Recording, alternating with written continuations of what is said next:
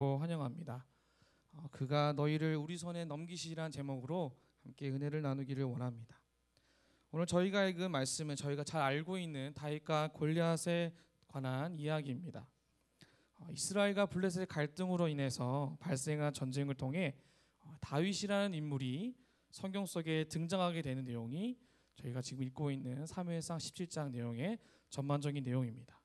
그래도 오늘 본문 이 17장에 가장 특이한 점이 있죠. 그것은 4절부터 7절까지 무려 네 구절을 기록하여서 가드 출신 골리앗이라는 사람이 누구인지를 설명하는 구절이 여기 기록이 되어 있습니다.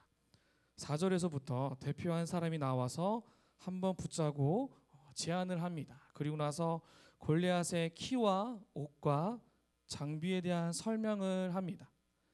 골리앗의 키가 6규빗 한 뼘, 한 규빗이 45cm니까 무려 2m 95cm의 건장한 체격을 가진 사람이라고 설명을 합니다. 고대 근동 시대에는 키가 저처럼 작았습니다. 그렇습니다. 그래서 골리앗이 키가 큰 것이 되게 주목을 받는 시대였어요. 그러다 보니 장수의 모습, 흔하지 않은 그 시대에 흔하지 않은 장수의 모습을 갖고 있었기 때문에 골리앗에 대한 설명이 되게 자세히 기록이 되어 있습니다. 또한 골리앗은 놋투구, 물고기 비늘 모양의 놋 갑옷, 그리고 무릎 정강이의 놋 갑옷을 입고 있었는데 그 갑옷의 무게가 무려 5,000세겔, 약 56kg 정도 된다고 합니다. 그러니까 사람 하나를 업고 다니고 있는 것이죠. 그리고 창 자루가 600세겔, 7kg가 되는 창을 무기로 쓰고 있었다는 겁니다. 즉 골리앗이 어떤 사람인지를 굉장히 자세히 묘사를 하고 있습니다. 빈틈이 보이시나요? 아니요, 절대 빈틈이 보이지 않습니다. 그런데 좀 더 집중해서 보면 골리앗에 대한 성경의 설명은 그가 키가 크고 힘이 세고 무거운 갑옷을 입고 있고 목소리가 크다, 이 정도만 설명하고 있습니다. 즉 외적인 모습만 설명하고 있죠. 그러나 그가 용감했다 또는 머리가 좋았다, 전략가였다는 말은 결코 없습니다. 단순히 그냥 키가 크고 무거운 옷을 입었다가 끝입니다. 그러면 17장에 등장한 골리앗이 도대체 무슨 일을 하였을까요? 저희 17장 10절에서 11절 자막에 나올 텐데요. 함께 읽겠습니다. 시작. 그 블레셋 사람이 또 이르되 내가 오늘 이스라엘의 군대를 모욕하였으니 사람을 보내어 나와 더불어 싸우게 하라 한지라. 사울과 온 이스라엘이 블레셋 사람의 이 말을 듣고 놀라 크게 두려워하니라. 아멘. 자, 그가 한 일은 이스라엘을 모욕하는 모멸한 발언을 계속 일삼고 있었습니다. 11절을 보면 골리앗의 제안에 대해 이스라엘은 지금 겁을 먹고 있다고 하고 있어요. 얼마나였을까요? 밑에 16절을 보시면 무려 40일 동안 떨었다고 말을 하고 있습니다. 천지를 창조하시고 애굽에서 자신들을 끄집어내신 하나님을 믿고 기억하는 사람들이 무려 40일 동안 골리앗 앞에서 아무 말도 못하고 있었다라는 겁니다. 여러분, 믿음이 이런 것 같습니다. 현실이 이러합니다. 아무리 하나님을 믿는다고 하여도 막상 눈앞에 골리앗 같은 문제가 다가오면 하얗게 하나님에 대해서 잊어버리게 될 때가 있다라는 겁니다. 이스라엘은 40일 동안 하양 배진장처럼 하나님에 대해서 까맣게 잊고 40일 동안 지금 대치하고 있었습니다. 무엇을 말하는 건가요? 아무것도 못하고 있었다는 것이죠. 그럼 하나님께서도 아무것도 못하시고 초조하게 마음을 어려워하시며 전전긍긍하셨을까요? 아니요, 그렇지 않습니다. 하나님은 조용히 자신의 계획을 세우시고 진행하고 계셨습니다. 함께 같이 17장 20절에서 23절 함께 읽겠습니다. 시작. 다윗이 아침에 일찍 일어나서 양을 지키는 자에게 맡기고 이새가 명령한 대로 가지고 가서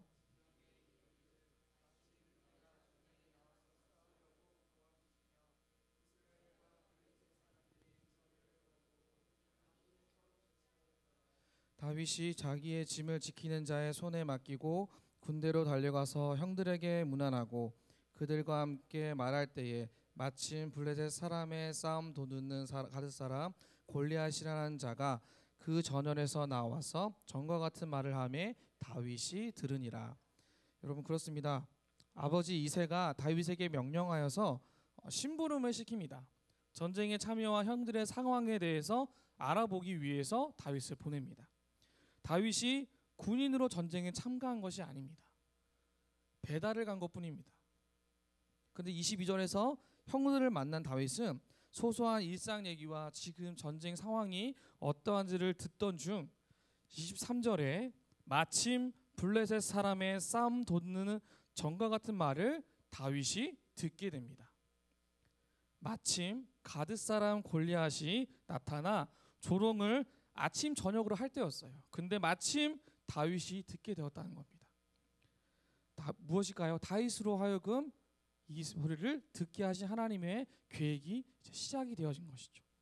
여러분 조금 더 상상력을 키워서 이 부분을 보면 좋을 것 같습니다. 무대가 만들어져 있고 두 사람에게 조명이 비춰주고 있습니다. 한 사람은 키가 크고 건장한 골리앗이고 한 사람은 그저 초라한 다윗이 양옆에 서 있습니다. 그리고 그 무대를 다 움직여 가시고 세팅하시고 조명을 비추셔서 만드신 분이 누구실까요? 하나님이십니다. 그렇게 기획하고 준비하고 계셨다는 거예요. 마침이라는 상황과 타이밍을 결코 조작할 수 없습니다. 하나님이 연출하고 계신다는 것이죠. 마침 듣게 되었다는 이 성경 구절은 상당히 많은 우연성을 필요로 하는 구절입니다. 그날만큼 골리앗이 더 모욕적인 말을 한 것도 아닙니다. 전과 똑같은 말을 했다고 성경은 이야기하고 있습니다. 그리고 지금까지 40일 동안 이스라엘 군대가 들은 이야기를 들은 것을 똑같이 들었습니다. 이스라엘 백성은 심히 두려워하며 도망을 갔지만 이것을 들은 다윗의 반응은 달랐습니다. 자, 우리 같이 본문 계속해서 읽겠습니다. 17장 26절 27절 같이 읽겠습니다. 시작. 다윗이 곁에 서 있는 사람들에게 말하여 이르되 이 블레셋 사람을 죽여 이스라엘의 치욕을 제거하는 사람에게는 어떠한 대우를 하겠느냐.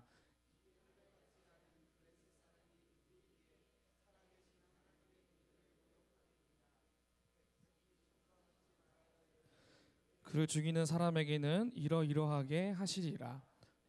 아멘. 자, 26절에서 다윗이 두 가지 질문을 던집니다. 첫 번째는 이스라엘의 치욕을 제거하고 블레셋 사람을 죽이면 왕이 어떤 대우를 합니까? 였습니다. 그리고 두 번째 질문은 저 블레셋 사람이 누구길래 살아계신 하나님을 모욕합니까? 라는 질문이었어요.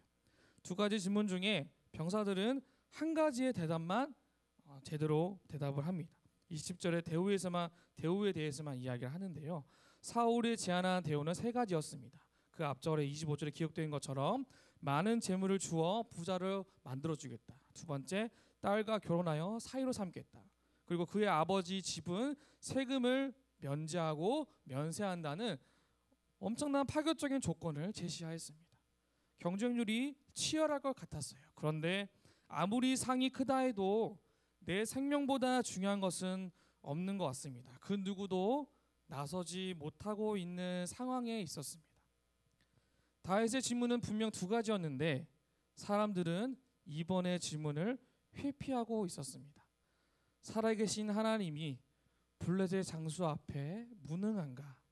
어떻게 저 사람을 방치하는가? 이란 질문에 아무도 답을 하지 못하고 있는 것입니다. 이런 상황에 느닷없이 28절에서 큰형인 엘리압이 등장을 하여서 다짜고짜 화를 냅니다.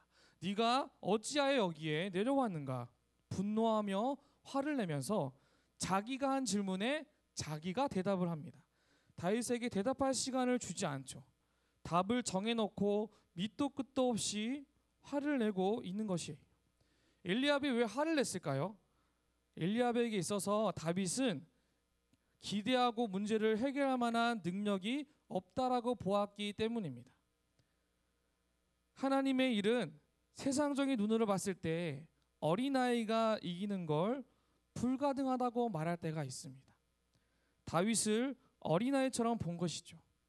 하나님의 일을 하다 보면 그런 세상적인 합리성을 가지고 안 된다고 할 수 없다고 잘 모르며 가만히 있으라고 말하며 이렇게 끌어내리는 사람들이 종종 있습니다. 그럴 때마다 우리는 다윗처럼 돌아서서 전과 같이 말하고 자신의 일을 하면 되는 것입니다. 우리는 이 믿음의 담대함을 만들어가는 다윗의 이 용기에 대해서 이 용기를 잃어버리게 만드는 이 모든 것들을 경계해야 할 필요가 있습니다. 다윗이 다시 한번 나서겠다고 하자 이번엔 사울이 반대합니다.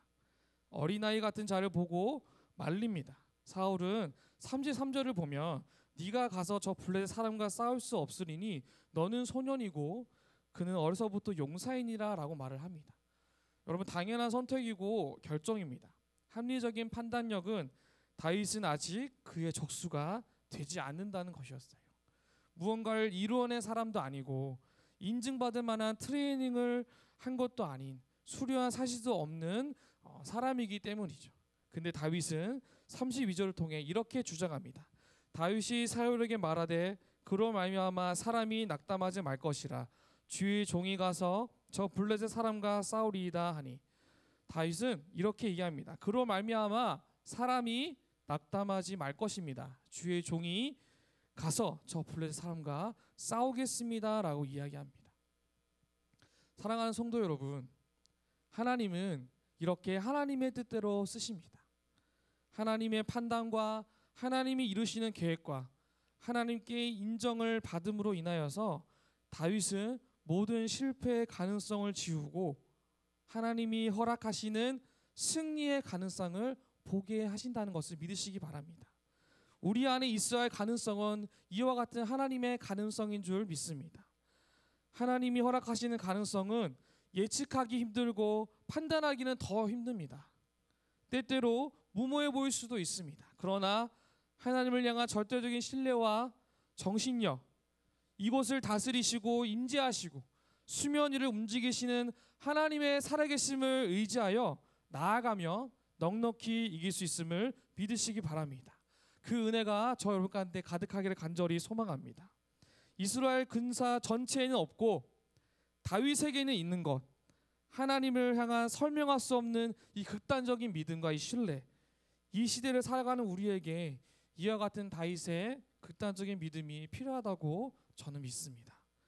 여러분, 사울이 이 얘기를 듣고 그래도 허락하려 하지 않자 34절에서 다윗이 자기 얘기를 합니다. 면접을 본 거죠. 아버지 양들을 사자와 곰이 사자와 곰이 양을 물고 갈 때 입에 몰린 양을 건지고 사자와 곰과 싸워서 이겼다, 이렇게 얘기를 한 거예요. 수염을 잡고 싸웠다고 얘기도 하고 다 싸워서 자기가 이겼다고, 자기는 할 수 있다라고, 그리고 더 나아가서 저 블레셋 사람도 분명 이렇게 될 것이다라고 친절하게 면접을 보면서 설명을 하고 있습니다. 다윗은 자신 있게 자신의 경험을 말하며 자신의 가능성을 설명하고 있습니다. 여러분, 동물원에 가면 사자가 있습니다. 사자를 상상해 보았습니다. 사자를 보고 다윗을 생각하니 다윗의 믿음이 궁금해졌습니다. 사자의 날카로운 이빨을 생각해 보니 이제는 다윗의 믿음이 의심되기 시작했어요.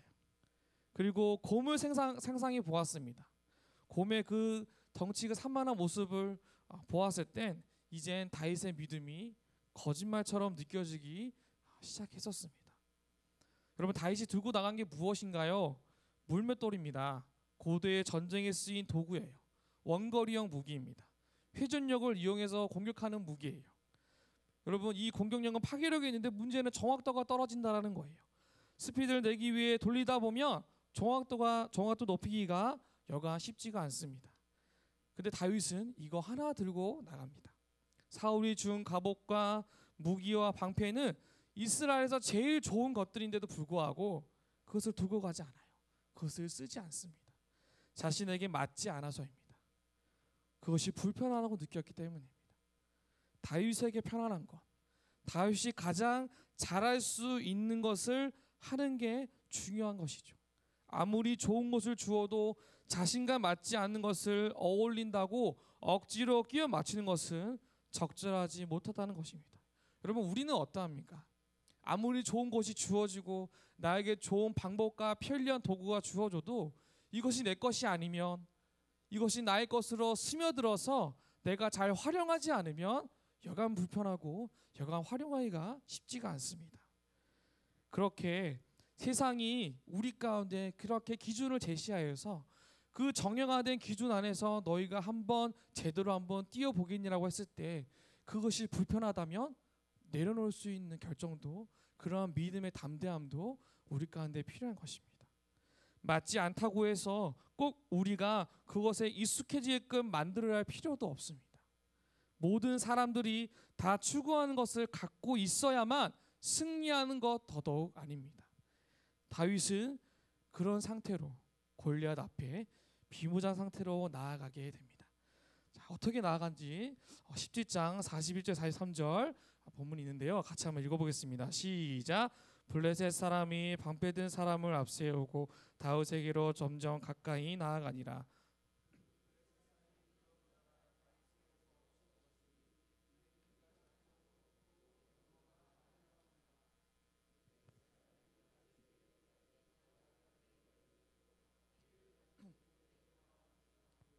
그의 신들의 이름으로 다윗을 저주하고. 자, 여러분 상황이 어떻습니까? 골리앗이 지금 굉장히 불쾌해하고 있습니다.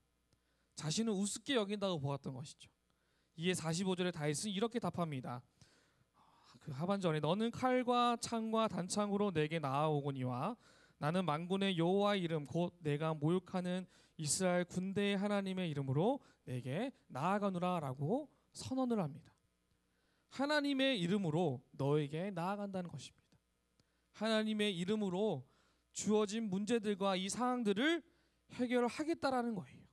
그런데 다윗은 지금까지 모든 상황 속에서 하나님의 이름으로 해결하려고 하였고 그렇게 결론을 내왔었습니다. 그러니까 다윗은 내가 하는 모든 일에 주님의 이름이 있으면 하나님의 계획이 드러나게 된다는 것을 그는 분명히 알고 있었다는 거예요. 실패가 없으시고 상상을 뛰어넘으시는 선하신 하나님, 그 하나님의 하나님 되심으로 온 땅에 이스라엘의 하나님, 나의 하나님 되심을 증명하겠다는 것이에요. 우리도 다윗처럼 골리앗을 쓰러뜨리려면 하나님의 이름을 기억해야 할 줄로 믿습니다. 그렇게 될 때에 세상 모든 사람들이 하나님을 알게 된 것이, 더 나아가서 복음이 드러나는 곳에서 하나님이 구원하신다는 것을 알게 될 것입니다. 다윗과 골리앗 이야기를 모르는 사람은 여러분 아무도 없습니다. 믿음의 담대함으로 골리앗과 맞서 싸운 다윗은 물맷돌 하나로 골리앗을 쓰러뜨립니다. 주일학교 때부터 듣고 또 들었습니다. 다윗과 골리앗을 우린 너무 잘 알고 있습니다. 그런데 다윗처럼 골리앗을 이기는 사람은 거의 없습니다. 다 이스라엘처럼 두려워하고 도망을 가려하고 하나님께 전적으로 의지할 자신이 우리에게는 조금 부족하다는 겁니다. 그러나 여러분 다윗은 달랐습니다. 다윗이 다를 수 있는 분명한 이유는 믿음의 담대함이 그에게는 있었기 때문입니다. 사울, 이스라엘 백성, 다윗 다 똑같은 하나님을 믿었습니다. 그리고 똑같은 장소에서 골리앗의 소리를 들었어요. 다 같은 소리를 들었지만 반응은 확실한 차이가 있었습니다. 이 둘의 차이는 무엇인가요? 다윗에게는 하나님에 대한 확신이 있었고 사울과 이스라엘에게는 확신이 없었다는 것이죠. 평소에는 하나님을 믿지만 골리앗 앞에서 하나님을 제거하고 하나님에 대한 확신을 갖지 않았던 것입니다. 하나님을 제거하고 세상적인 가능성과 세상적인 방법을 보니 골리앗을 이길 수 없다라고 계속해서 결론을 짓고 있는 것이에요. 그러면 그럼 우리가 무엇을 해야 하나요? 살아계신 하나님을 내게 주어진 골리앗과 같은 문제들과 싸우는 상황 속에서 하나님을 초청하는 것입니다. 그리고 하나님의 시선으로 내게 주어진 환경을 바라보는 기회를 갖는 것이죠. 사울과 이스라엘은 안 되고 두려워했던 것을 우리는 다윗과 같이 이들에 대한 승리의 확신을 갖게 될 것을 저는 믿습니다. 우리가 이러한 시선을 갖고 그 말씀 가운데 바르게 서 있으면 우리의 마음에 불안한 마음과 두려움이 먼저가 아니라 하나님의 시선이 가득하게 채워질 줄로 저는 믿습니다. 그리고 또한 다윗은 평소에 살아계신 하나님에 대한 신뢰와 믿음을 갖고 있었기 때문에 다를 수가 있었습니다. 다윗은 목숨을 걸고 양떼를 지키기 위해 평소 사자와 곰과 싸웠습니다. 자신의 목숨을 걸고 최선을 다했습니다. 최선을 다해 하나님의 도우심을 자신의 일상 생활 속에서 작은 것까지도 의지하면서 살았습니다. 언제요? 평소에 다윗은 하나님을 최선을 다해 믿고 의지하는 연습을 하였습니다. 대충 의지하고 대충 바라보지 않았어요. 모든 것을 걸고 하나님을 의지하였습니다. 어쩌다 우연히 골리앗을 이긴 게 아니었던 것이죠. 평소에 양을 지키기 위해 최선을 다했던 하나님의 도우심을 누구도 알아주지 않는 이 작은 일에 최선을 다해야만 이길 수 있다는 것을 다윗은 분명히 알고 있었기 때문에 그가 골리앗을 이길 수 있었다는 것입니다.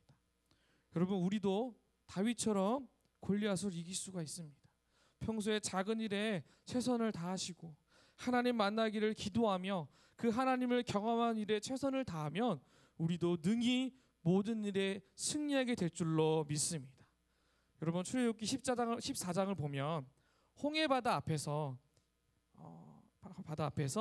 이스라엘이 이처럼 믿음이 없었던 적이 있음을 보여주는 장면이 나옵니다. 원망하고 소리 지르며 모세를 저주하는 장면이 나와요. 앞에는 바다가 있고 뒤에는 철병거 600대가 다가오고 있어요. 이스라엘이 무엇을 기억하지 못하여서 모세를 원망하였을까요? 10가지의 재앙으로 이스라엘을 건져낸 하나님을 기억하지 못하였기 때문에 이스라엘 백성은 그 안에서 모세를 원망하고 저주했어요. 자기를 이렇게까지 코너에 모신 하나님에 대해서 원망하고 슬퍼하며 마음속에 불안함이 가득 찼습니다. 그럼 반대로 모세는 무엇을 보았을까요? 똑같이 10가지 재앙으로 애굽에서 나오게 하신 하나님을 기억했습니다. 같은 거 보았지만 분명한 차이가 있다라는 것이에요. 그래서 홍해바다 앞에서 하나님을 기억해낸, 자신들을 그곳에서 끄집어낸 그 하나님을 기억해낸 모세는 승리하였고, 하나님을 기억하지 못하고 원망하였던 이스라엘 백성은 믿음에 있어서는 실패하였습니다.